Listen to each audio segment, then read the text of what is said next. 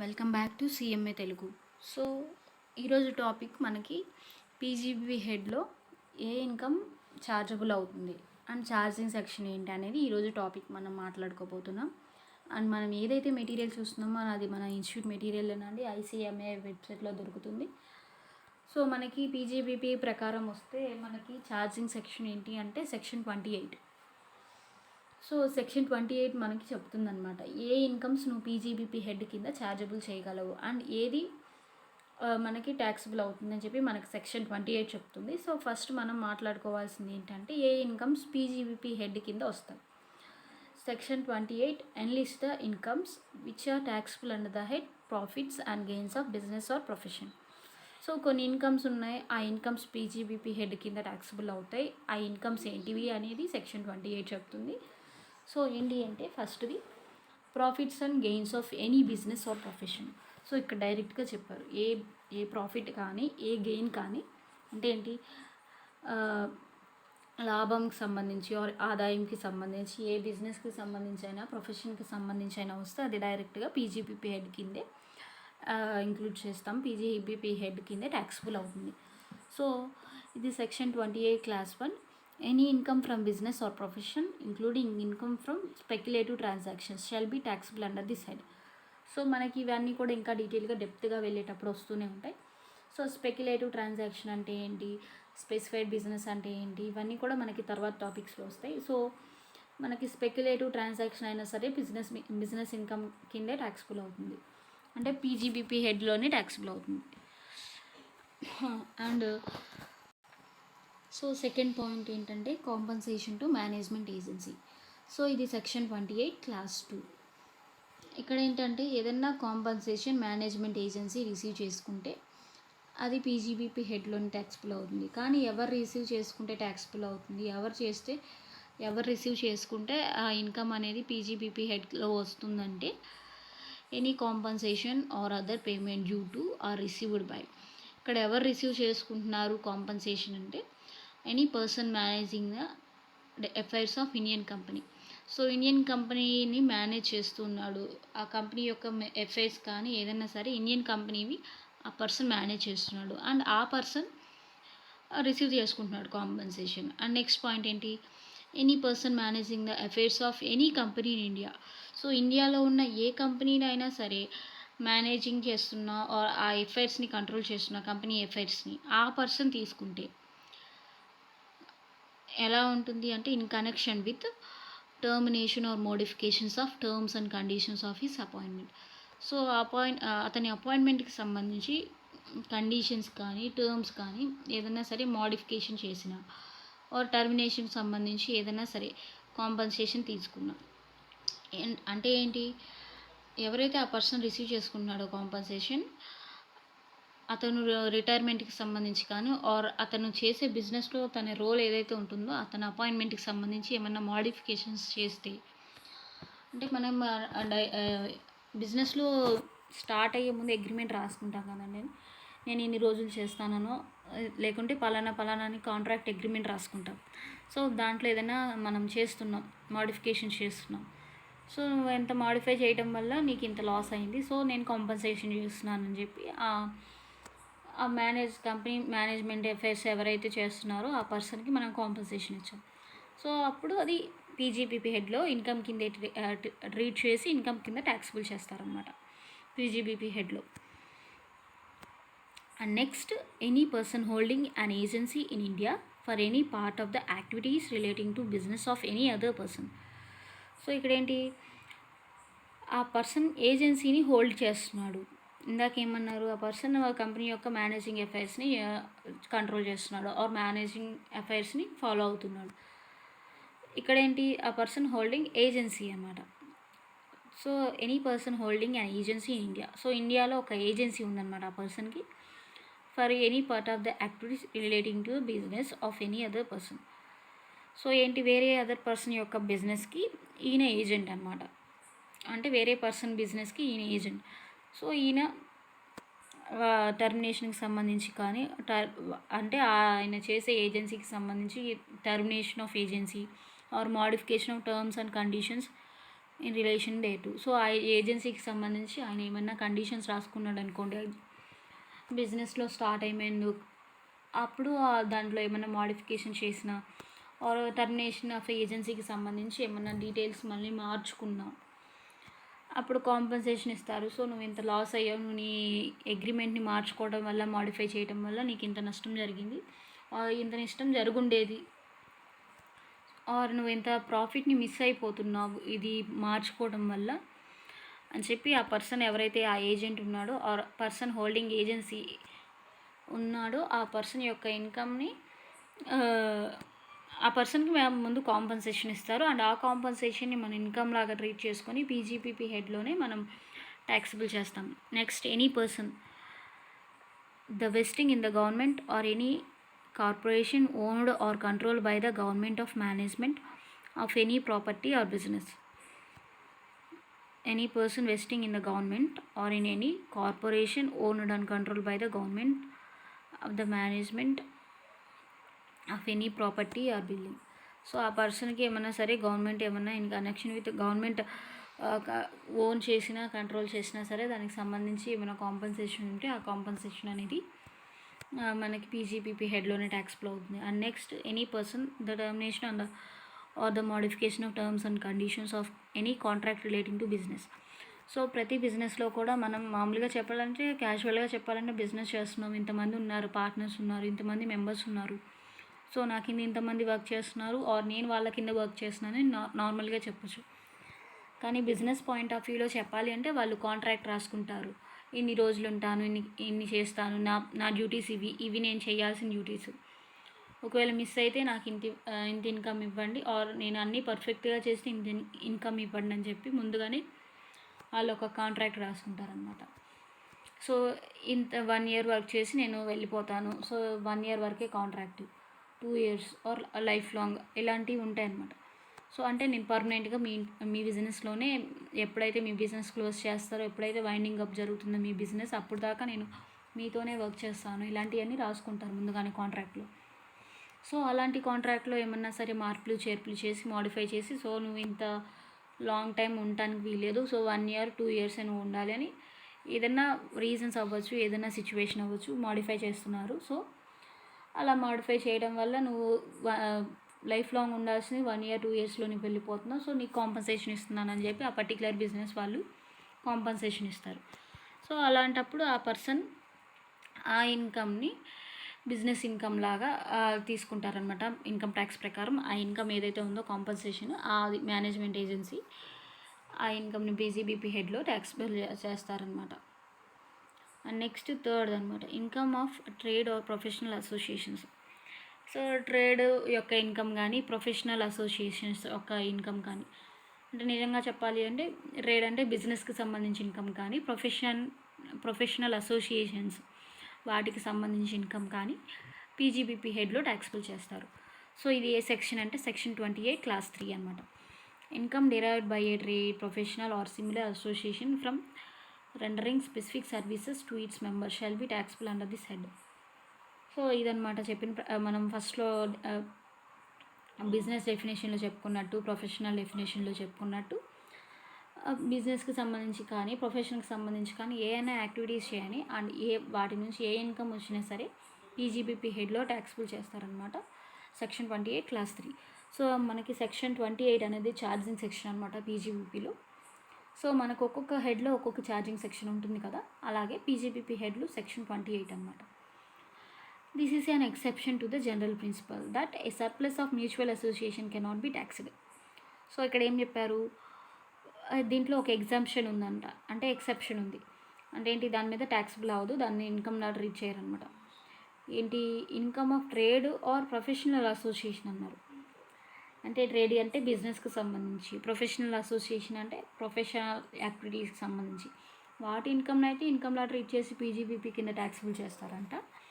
కానీ mutual associations అని మనకు కొన్ని ఉంటాయి. సో దానికి ఏదైనా సర్ప్లస్ వచ్చినా, దానికి ఏదైనా ప్రాఫిట్ వచ్చినా సరే అది పీజీబీపీ హెడ్లో ట్యాక్స్బుల్ చేయరంట, కెనాట్ బి ట్యాక్స్డ్. సో ఇది ఎక్సెప్షనల్ కేస్ అన్నమాట, అంటే దానికి మాత్రం ట్యాక్స్ పడదు. Next, export incentive. An export incentive in form of profit on sale of import license or duty entitlement passbook. So section 23 class 3A, class 3D or class 3E ఇవన్నీ కూడా ఏంటనేది మనకి ఇంకా డీటెయిల్గా మనకి చాప్టర్లో వస్తుంది. సో ఏదైనా సరే ఎక్స్పోర్ట్ ఇన్సెంటివ్స్ అనేవి జరిగినప్పుడు ఇన్కమ్ అనేది మనకి అరైజ్ అవుతుంది కదా. అంటే మన బిజినెస్ ఇంకా ఇంప్రూవ్ చేసుకోవాలి, ఇంకా ఫారిన్లో కూడా మన బిజినెస్కి సంబంధించి గూడ్స్ సేల్స్ చేయాలి అని చెప్పి మనం ఎక్స్పోర్ట్ చేస్తాం. సో అప్పుడు మనకు గవర్నమెంట్ కొన్ని ఇన్సెంటివ్స్ ఇస్తుంది అనమాట. ఎందుకంటే ఎక్స్పోర్ట్ చేయటం వల్ల మనకేంటి గవర్నమెంట్ మనకి బెనిఫిట్ ఇస్తుంది అన్నమాట. ఎందుకంటే మనకి ఇంకా ప్రాఫిట్ రావాలనే కదా, ఇక్కడ ఇండియాలో కంటే ఫారిన్లో ఉంటే మనకి ఫారిన్ మార్కెట్లో కూడా మనకి ఎక్కువ పేరు వస్తుంది అనమాట. సో దానికి సంబంధించి మనకి గవర్నమెంట్ మనకి ఇస్తారనమాట, కొన్ని ఇన్సెంటివ్స్ ఇస్తారనమాట, ఎక్స్పోర్ట్ ఇన్సెంటివ్స్. సో వాటి నుంచి ఏమన్నా సరే ఇన్కమ్ వచ్చినా సరే ఆ ఇన్కమ్ పీజీబీపీ హెడ్లో రాయాలి. అండ్ మనకి ఇంపోర్ట్ లైసెన్స్, ఎక్స్పోర్ట్ లైసెన్స్ ఇలాంటివి ఉంటాయి అన్నమాట. సో వాటిని అమ్మేస్తున్నాం అంటే ఏంటి, ఇంకా నుంచి నేను ఎక్స్పోర్ట్ బిజినెస్ చేయను, ఇంపోర్ట్ చేసుకునేవి. సో దానికి సంబంధించిన లైసెన్స్ ఉంది నా దగ్గర, ఇంకా 2 years ఉంది పెండింగ్, ఆర్ ఇంకా 3 years ఉంది. సో ఇన్ని ఇయర్స్ కానీ మన లైసెన్స్ మనం పర్చేస్ చేస్తాం కదా, సో దాన్ని సేల్ చేస్తున్నారనమాట. ప్రాఫిట్ వచ్చింది ఆ ఇంపోర్ట్ లైసెన్స్ అమ్మేయడం వల్ల. So profit on sale of import licence. So ఆ ప్రాఫిట్ని మనం పీజీబీపీ హెడ్లో ట్యాక్సిబుల్ చేస్తాం అనమాట. ఇన్కమ్ తీసుకుంటాం, పీజీబీపీ హెడ్లోనే ఇన్కమ్ లాగా ట్రీట్ చేస్తాం. And cash assistance received are receivable by an exporter under A scheme of government of India. So ఇక్కడ ఏంటి, ఏదైనా సరే మనం క్యాష్ రిసీవ్ చేసుకున్నాం ఆర్ మనం ఎక్స్పోర్ట్ చేయడం వల్ల, ఇందాక ఏం చెప్పాం, ఇంపోర్ట్ లైసెన్స్ అమ్మేసాం. ఇప్పుడేంటి, ఎక్స్పోర్ట్ చేయడం వల్ల మనకి గవర్నమెంట్ అనే ఏదైనా స్కీమ్ ప్రకారం మనకి అమౌంట్ ఇస్తుంది అనమాట. అంటే ఏంటి, మనకి ఇన్సెంటివ్స్ గవర్నమెంట్ ఇస్తుంది ఎక్స్పోర్ట్స్ చేసావు కాబట్టి, ఏదైనా క్యాష్ అసిస్టెన్స్ ఇస్తుంది అనమాట. సో నువ్వు ఎక్స్పోర్ట్ చేస్తున్నావు అంటే నువ్వు ఇండియాలోనే చేసుకోకుండా ఫారిన్ ఎందుకు పంపిస్తున్నావు? సో దానివల్ల ఫారిన్ గవర్నమెంట్కి ఉపయోగమే, నీకు ఉపయోగమే, ప్రాఫిట్ వస్తుంది, బిజినెస్ ఇంప్రూవ్ అవుతుంది, అండ్ ట్రేడింగ్ యాక్టివిటీస్ ఇంకా బాగా జరుగుతాయి అన్నమాట. సో దీన్ని దృష్టిలో పెట్టుకొని గవర్నమెంట్ కూడా నువ్వు ఎక్స్పోర్ట్ చేస్తున్నావు కాబట్టి నీకు క్యాష్ ఇంత ఇస్తున్నాను, ఆర్ నీకు ఇన్ని ఈ స్కీమ్ ప్రకారం ఇస్తున్నాను, ఈ స్కీమ్లో నీకు ఇంత వస్తుంది నువ్వు ఎక్స్పోర్ట్ చేసావు కాబట్టి. సో ఇలాంటి కారణాలు చెప్పి గవర్నమెంట్ ఏదో ఒక బెనిఫిట్ ఇస్తుంది అనమాట ఆ ఎస్ఎస్సికి. సో అప్పుడు ఆ ఇన్కమ్ని ఆర్ ఆ ఇన్సెంటివ్ని, గవర్నమెంట్ ఇచ్చే ఇన్సెంటివ్ని ఆర్ ఎక్స్పోర్ట్ ఇన్సెంటివ్ని మనం పీజీబీపీ హెడ్లో ట్యాక్సిబుల్ చేస్తాం. And next duty drawback. So మనకి ఎక్స్పోర్ట్ జరిగేటప్పుడు అది కూడా మనం ఏదైనా డ్యూటీ పే చేసామనుకోండి, ఆ డ్యూటీ మనకి మళ్ళీ ఇన్ రిటర్న్ మనకి గవర్నమెంట్ ఇచ్చేస్తుంది. ఎందుకంటే ఎక్స్పోర్ట్ చేయడం వల్ల బెనిఫిట్స్ ఉన్నాయని చెప్పారు కదా. సో కొన్ని స్కీమ్స్లో మనకి కొన్ని బెనిఫిట్స్ ఉంటాయన్నమాట. సో ఎక్స్పోర్ట్ చేసాము, సో మనం అప్పుడు ఎక్స్పోర్ట్ చేసేటప్పుడు మనం ట్యాక్స్ కట్టాల్సింది, డ్యూటీ పే చేయాల్సింది, కస్టమ్ డ్యూటీ అవ్వచ్చు, ఏదైనా అవ్వచ్చు. సో డ్యూటీ అమౌంట్ అన్నీ మళ్ళీ మనకి రిటర్న్ వచ్చేస్తుంది అనమాట. నేను పే చేసిందంతా నాకు రిటర్న్ వచ్చేస్తుంది. సో అప్పుడు నువ్వు ట్యాక్స్ పే చేసినట్టు కాదు కదా. సో రిసీవ్ అయింది, వాళ్ళు రావాల్సింది దేనికోసం అంటే ఎక్స్పోర్ట్ కోసం. సో అప్పుడు ఏంటి, ఎంతైతే అమౌంట్ నువ్వు డ్యూటీ కట్టినా సరే నీకు వెనక్కి వచ్చిందో, నీ అమౌంట్, నువ్వు డ్యూటీ కట్టిన అమౌంట్ మళ్ళీ నీకే వాపస్ వచ్చిందో, గవర్నమెంట్ ఇవ్వని ఆర్ అదే వెనక్కి వచ్చేయని, ఏ కారణమైనా సరే, సో దాన్ని కూడా ఎక్స్పోర్ట్ ఇన్సెంటివే అది కూడా. సో దాన్ని కూడా పీజీబీపీ హెడ్లోనే ట్యాక్సిబుల్ చేస్తారన్నమాట. And next perquisites from business or profession. So ఇక్కడ ఏంటి, పర్కసిట్స్ అంటే బెనిఫిట్స్ అనమాట. సో ఇందాక నుంచి ఏం చెప్పారు, ప్రాఫిట్స్ అన్నారు, ఎక్స్పోర్ట్ ఇన్సెంటివ్స్ అన్నారు, and compensation to government, compensation to person managing company affairs అన్నారు. సో ఇక్కడ ఏంటి, పర్కసిట్స్ ఫ్రమ్ బిజినెస్ ఆర్ ప్రొఫెషన్ అన్నారు అంటే ఏంటి, మనకి బెనిఫిట్స్ ఉన్నాయన్నమాట, బెనిఫిట్స్ వస్తున్నాయి, బిజినెస్ చేయడం వల్ల ఈ బెనిఫిట్స్ వచ్చినాయి, ఆ బిజినెస్ చేయడం వల్ల ఆ బెనిఫిట్ వచ్చింది, ఈ బిజినెస్ చేయడం వల్ల ఈ బెనిఫిట్స్ వచ్చినాయి. అంటే ఏంటి, పర్కసిట్స్ అంటే బెనిఫిట్స్ రిసీవ్ చేసుకున్నాం అనమాట. సో ప్రొఫెషన్ చేయడం వల్ల మనకు వచ్చిన బెనిఫిట్స్, బిజినెస్కి చేయడం వల్ల మనకు వచ్చిన బెనిఫిట్స్ కూడా పీజీబీపీ హెడ్లో ట్యాక్సిబుల్ అవుతాయి. అండ్ ఇది సెక్షన్ 28 క్లాస్ 4 అనమాట. The value of any benefit or perquisite whether convertible into money or not arising from business or profession shall be taxable under this head. So అది monetary value ఉన్నా or non monetary అన్నా సరే, డబ్బులకు సంబంధించి అయినా డబ్బులకు సంబంధించి కాకపోయినా సరే, మనకి బిజినెస్ కింద ఆర్ ప్రొఫెషన్ కింద వచ్చిన బెనిఫిట్ ఆర్ పర్కసిట్స్ ఏవైతే ఉన్నాయో అవి పీజీబీపీలో ఇన్కమ్ చార్జబుల్ టు పీజీబీపీ కింద ట్రీట్ చేస్తారనమాట. ఎగ్జాంపుల్, ఇక్కడ ఒక ఎగ్జాంపుల్ ఇచ్చారు దీనికి. If an authorised dealer of a company receives a car from the company on achieving sale target, then market value of such car shall be taxable under the head PGBP. So ఇక్కడ ఏంటి, ఒక authorised dealer ఉన్నారనమాట. So ఏంటి, ఒక company నుంచి, ఒక company యొక్క authorised dealer ఒక కార్ తీసుకున్నాడు, కార్ వచ్చిందనమాట. Receives a car from A company. So మనం ఏంటి, ఒక సేల్ జరగటం కోసం సో టార్గెట్ పెట్టుకున్నాం అనమాట. మన కంపెనీలో సేల్స్ జరగటం కోసం టార్గెట్ పెట్టుకున్నాం. సో ఆ టార్గెట్ అనేది మనకి అచీవ్ అయింది. సో మనకు ఒక కార్ అనేది మనకు బెనిఫిట్ లాగా వచ్చిందనమాట. అంటే ఏంటి, గిఫ్ట్ లాగా వచ్చింది అనుకోవచ్చు సపోజ్. సో నువ్వు ఇంత టైంలో నువ్వు సేల్స్ కంప్లీట్ చేయాలి, సేల్స్ టార్గెట్ ఇది అన్నారు. సో అంత టైం వచ్చేసరికి అంత టైం లోపలే నీకు సేల్స్ అనేవి రీచ్ అయిపోయి టార్గెట్ అనేది కంప్లీట్ అయిపోయింది. సో ఎవరైతే నీకు ఆ టార్గెట్ ఇచ్చున్నారో ఆ పర్సన్ నీకు ఏమి ఇచ్చారు, కార్ ఇచ్చారనమాట. సో ఇక్కడ ఆథరైజ్ డీలర్ ఆఫ్ ఈ కంపెనీ ఉన్నారు. ఆ పర్సన్ ఏం చేశాడు, టార్గెట్ రీచ్ అవ్వడం వల్ల కార్ అనేది గిఫ్ట్ లాగా ఆర్ బెనిఫిట్ లాగా తీసుకున్నారు. Then market value of such car shall be taxable under the head P G B P. So ఆ కార్కి మార్కెట్ వాల్యూ ఎంత, మార్కెట్లో ఆ కార్ అమ్మితే ఆర్ కార్ కొనుక్కుంటే ఎంత వాల్యూ, 10 lakhs అయిందనుకోండి. సో 10 lakhs వాల్యూ నీకు టార్గెట్, సేల్స్ టార్గెట్ రీచ్ అవ్వటం వల్ల నీకు ఫ్రీగా ఇచ్చేస్తారు. 10 lakhs వాల్యూ ఉన్న కారు నీకు ఫ్రీగా ఇచ్చేస్తారనమాట. అది బెనిఫిట్ అవ్వని, పర్కసిట్ అవ్వని, ఏదైనా అవన్నీ నీకు ఫ్రీగానే వచ్చేసింది. 10 lakhs పెట్టే పని లేకుండానే నీకు ఫ్రీగా వచ్చింది. సో అక్కడేంటి, నీకు ట్యాక్సిబుల్ చేయాలనుకోండి, ఎంత వాల్యూకి ట్యాక్సిబుల్ చేస్తారు, ఎంత వాల్యూకి ఇన్కమ్ క్యాలిక్యులేట్ చేస్తారు పీజీబీపీ కింద అంటే, అదే వాల్యూ కనుక అదే కారు మార్కెట్లో అమ్మితే ఎంత వాల్యూ ఉంటుంది, 10 lakhs, అంతే వాల్యూ వేసి మనకి పీజీబీపీ ఇన్కంలో దాన్ని ట్యాక్సిబుల్ చేస్తారనమాట. And next remuneration to partner. ఇదేంటి, ఇది సెక్షన్ 28 క్లాస్ 5 అనమాట. Any interest, salary, bonus, commission or remuneration received by a partner from firm shall be taxable as business income in the hands of partner to the extent allowed in hands of firm. So ఇక్కడ ఏంటి, మనకి partnership ఫామ్లోనే ఉంటాయి. So ప్రతి partnership ఫామ్లో మనకి partners ఉంటారు. So మనం ఏదైతే బిజినెస్ రన్ చేసేటప్పుడు మనం కొన్ని పర్టికులర్ పార్ట్నర్స్కి మాత్రమే మనం రెమ్యూనరేషన్ ఇస్తాం అనమాట. అందరూ పార్ట్నర్స్కి మనం ఇవ్వము రెమ్యూనరేషన్, కొందరికి మాత్రమే ఇస్తాం అనమాట రెమ్యూనరేషన్ అనేది. అంటే ఎవరైతే మన ఫామ్లో కానీ మన బిజినెస్ యాక్టివిటీస్లో కానీ పర్టికులర్గా ఆర్ రెగ్యులర్గా వర్క్ చేస్తున్నాడో, అతనికి ఇంకా మనీ నీడ్ అవ్వచ్చు, ఆర్ ఏదైనా రీజన్ అవ్వచ్చు. మనం ఇంతమంది 10 members ఉన్నారు పార్ట్నర్స్, సో వాళ్ళల్లో ఇద్దరికే ఇస్తున్నాం మన రెమ్యూనరేషన్. సో వాళ్ళకేంటి, ప్రాఫిట్ ఉన్నా లేకపోయినా సరే మంత్లీ వాళ్ళు ఇంత అమౌంట్ తీసుకుంటానని చెప్పేశారు ముందుగానే. సో అలాంటి వాళ్ళకి మనం ప్రాఫిట్ వచ్చినప్పుడే కాకుండా రెగ్యులర్గా మంత్లీ శాలరీ లాగా ఇచ్చేస్తున్నాం అనమాట రెమ్యూనరేషన్ అనేది. సో అవి కూడా మనకి పీజీబీపీ ఇన్కమే అంట. శాలరీ ఇచ్చినా, ఇంట్రెస్ట్ ఇచ్చినా, బోనస్ ఇచ్చినా, కమిషన్ ఇచ్చినా, ఏదైనా సరే రెమ్యూనరేషన్ పార్ట్నర్ కనుక తీసుకుంటే ఫామ్ నుంచి, ఇక్కడ ఏంటి, ఫర్మ్ ఇస్తుంది, మనం ఇవ్వట్లేదు. కానీ మనం 10 members అగ్రీ అయ్యాం, ఆ ఇద్దరికి మాత్రమే మనం రెమ్యూనరేషన్ ఇద్దాం, ఆ ఇద్దరికి మాత్రమే శాలరీ ఇద్దాం, మనం ప్రాఫిట్ వచ్చినప్పుడే తీసుకుందాం, మనం ఫైనాన్షియల్గా ఫిట్గా ఉన్నామనో ఏదో ఒక రీజన్ వాళ్ళు ముందుగానే అగ్రీ అవుతారు. సో అవన్నీ కూడా మనకు అవసరం లేదు. మనకి ఇక్కడ ఏం చెప్పారు, రెమ్యూనరేషన్ ఏ పార్ట్నర్ అయినా సరే ఫర్మ్ నుంచి తీసుకుంటే ఆ రెమ్యూనరేషన్ పీజీబీపీ హెడ్ కింద ట్యాక్స్లో అవుతుంది. సో ఫర్మ్లు కానీ కంపెనీలు కానీ ఏం రన్ చేస్తాయి, బిజినెస్సే కదా.